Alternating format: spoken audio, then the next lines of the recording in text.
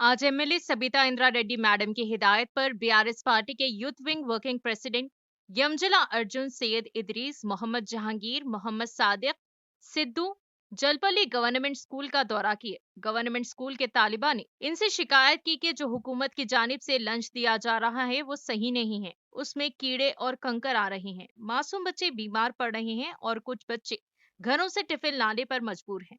जो राइस दिया जा रहा है वो भी सही नहीं है। इसीलिए हुकूमत को चाहिए कि इन मासूम बच्चों को सही और सेहत बख्श ग़िज़ा दे।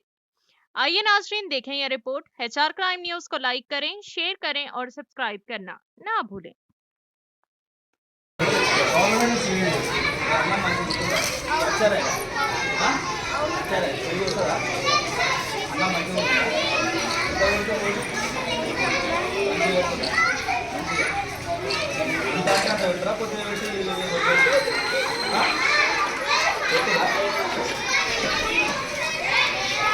घर से ला ले नहीं ला ले अच्छा नहीं लगा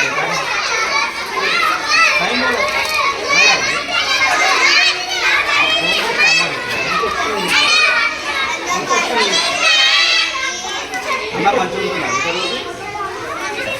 अच्छा है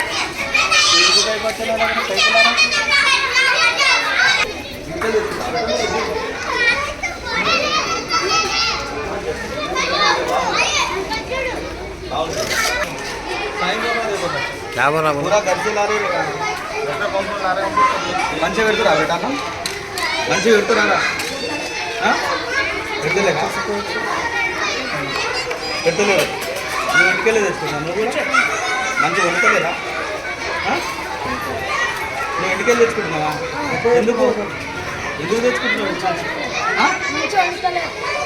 మంచిగా ఉంటుంది మీరు వీళ్ళందరూ మంచిగా ఉందంటారు కదా మీరందరూ టిఫిన్ తెచ్చుకుంటారా తెలుగు వస్తుందా తెలుగు వస్తుందా మంచిగా వండుతలేదా అమ్మా పురుగులు ఉంటున్నాయా రాళ్ళు పురుగులు వెళ్తాయా పురుగులు వెళ్తున్నాయా వెళ్తాయా ఒక్కోసారి మంచిగా ఉంటుంది ఒకసారి మంచిగా ఉంటుంది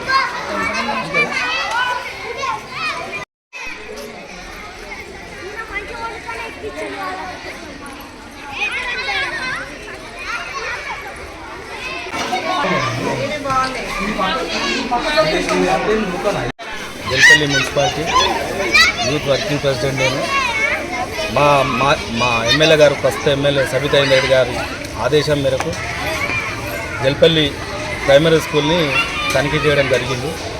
ఈ స్కూల్లో అన్నం కానీ కూరలు కానీ నాణ్యతగా పెట్టడం లేదు.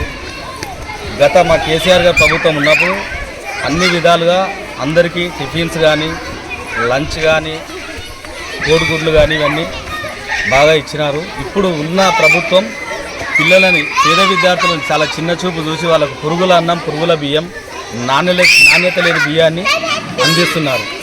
దీని మీద వెంటనే చర్య తీసుకోవాలని ఇప్పుడు క్లాస్ హెడ్ మాస్టర్ గారికి ఇన్ఛార్జిగా ఉన్నారంట సార్, కొత్తగా రవీందర్ రెడ్డి సార్ ఉన్నానంట, లేడు. ఇప్పుడు ఇన్ఛార్జిగా సార్ ఉన్నారు. ఆ సార్ కూడా మేము చెప్పడం జరిగింది.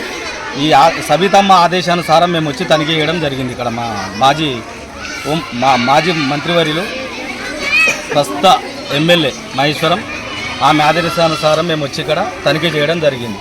ఇక మీదనైనా పిల్లలకి పేద విద్యార్థులు ఇక్కడ అందరు మధ్యతరగతి కుటుంబాలు ఇక్కడికి వస్తాయి కాబట్టి ఇక మీదనైనా నాణ్యత ఉన్న అన్నాన్ని పిల్లలకు అందించాలని మేము డిమాండ్ చేస్తూ ఉన్నాము.